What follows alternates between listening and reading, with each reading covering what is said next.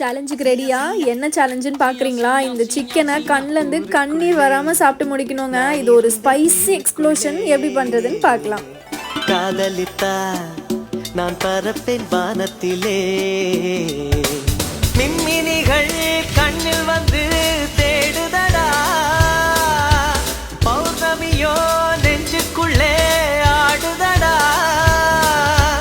எண்ணத்தில் வண்ணத்து பூச்சிகள் வந்து வந்து ஹாய் கண்ணாமூச்சி ஆடுது, என் மனசுல கிச்சு கிச்சு மூட்டுது.